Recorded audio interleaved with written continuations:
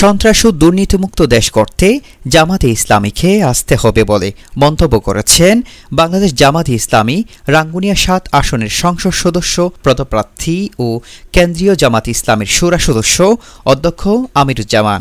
তিনি বলেন, বৈষম্যহীন রাঙ্গুনিয়া গড়তে জামাত ইসলামীকে প্রয়োজন। বৃহস্পতিবার ২০ মার্চ বিকালে রাঙ্গুনিয়া উপজেলার কর্মরত সাংবাদিকদের সম্মানে ইফতার, ঈদ উপহার ও আলোচনা সভায় প্রধান অতিথির বক্তব্যে তিনি এসব কথা বলেন। দুর্নীতি এবং সন্ত্রাস মুক্ত দেশ করতে হলে আমি মনে করি আমাদেরকে জনগণকে জামাত ইসলামীর কাছে আসা দরকার। জামাত ইসলামীকে যথাযথ স্থানে পৌঁছাই দেওয়া দরকার এবং এই পৌঁছানোর ক্ষেত্রে আমি মনে করি প্রয়োজনীয় ভূমিকা।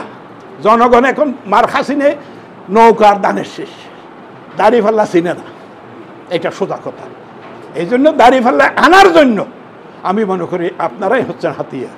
অধ্যক্ষ আমিরুজ্জামান এ সময় সাংবাদিকদের উদ্দেশ্যে বলেন, সাংবাদিকরা হলো জাতির দর্পণ।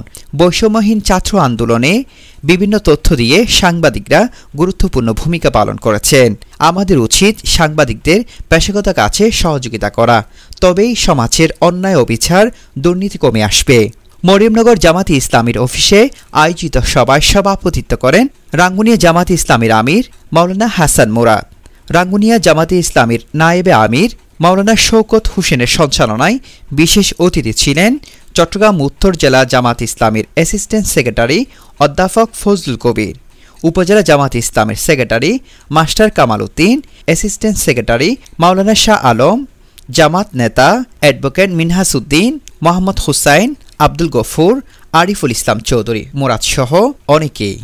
এই কারিগরদেরকেই আমার মনে করি রাঙ্গুনিয়া করার জন্য, মডেল রাঙ্গুনিয়া করার জন্য, দুর্নীতিমুক্ত রাঙ্গুনিয়া করার জন্য, সেই সাদাবাজ মুক্ত, দলীয় দখল মুক্ত রাজনীতি করার জন্য, বৈষম্য বিরোধী, বৈষম্যহীন একটা রাঙ্গুনিয়া করার জন্য আমি মনে করি জামাত ইসলামীকে আপনারা সুযোগ দেওয়ার ক্ষেত্রে আমি মনে করি আমরাই জামাত ইসলামের পক্ষ থেকে এক একজন দায়ী এবং দাওয়াত নিয়ে জনগণের পাশে আপনাদের কলমের মাধ্যমে পারেন, ব্যক্তিগতভাবে যদি আপনারা এই মিশনে আপনারা শরীক হন, আমাদেরকে সুযোগ দেন এবং জাতিকে ঐক্যবদ্ধ করতে পারেন, তাহলে আমি মনে করি আমরা একসাথে কাজ করার একটা মহা সুযোগ, একটা মডেল আমরা উপস্থাপন করতে পারবো বলে আল্লাহর উপর ভরসা করে আমরা মনে করি। আমরা আলহামদুলিল্লাহ আমরা তো মনে করি এই 16 বছর কেন একটা বিল্ডিং অন্তত একটা করা জায়গায় কি একটা দুইতলা বিল্ডিং করে দিতে পারতো না? সাংবাদিকদের জন্য আলাদা একটা বিল্ডিং কি করে দিতে পারতো না এই সরকার? কত টাকা লুট করেছে, কতটা বাড়ি করেছে, কত কোটি টাকা বিদেশে নিয়ে গেছে, কত কোটি টাকা আর্মিদেরকে বা প্রশাসনকে দিয়ে দেশ থেকে পালাইছে এরা। এদের খোঁজ খবর তো আপনাদের আছে। এই জন্য এত টাকা, এত কোটি টাকা তো এখানে দরকার ছিল না। মান সম্মানের ব্যাপার, যথার্থ যে জায়গায় আছে তাকে সেই জায়গায় সম্মান দিতে হবে। এই সম্মানের জন্যই আমরা আলহামদুলিল্লাহ আমাদের আমির জামাত ডক্টর শফিকুর রহমান বারবার বলতেছেন যে আমরা জনগণকে সম্মান দিতে জানি। আমরা শুধু মুসলমান নয়, অমুসলিম থেকে শুরু করে সকলকে আমরা মনে করি মানুষ। সকল মানুষের যার যার অধিকার তার ঘরে পৌঁছাই দেওয়া দরকার। আমরা এটাকেই হক, যার যার হক তার কাছে পৌঁছে যাবে ইনশাআল্লাহ। আমাদের কাছে কোনো দাবি দাওয়া নিয়ে আসতে হবে না, আমাদের দাবির দরকার নাই।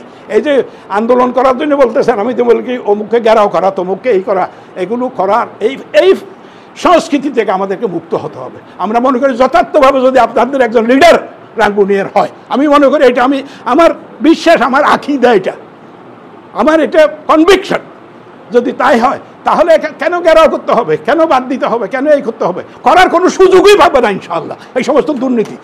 শেষে সাংবাদিকদের মাঝে ঈদ উপহার তুলে দেন নেতৃবৃন্দরা। তৈবুল ইসলাম, নিউজ রাঙ্গুনিয়া। একটা দল যে দল থেকে নমিনেশন নিয়ে পাস করছে, ভোট হোক আর না হোক, ওই দলকেই দেখে, অন্য দলের লোকজন সাধারণ জনগণকে আর দেখে না। এই জন্য আমরা মনে করি আমাদের এই থিওরি নাই, এই থিওরিতে আমরা বিশ্বাস করি না। আমাদের আদর্শ সকলকে সম্মান করা।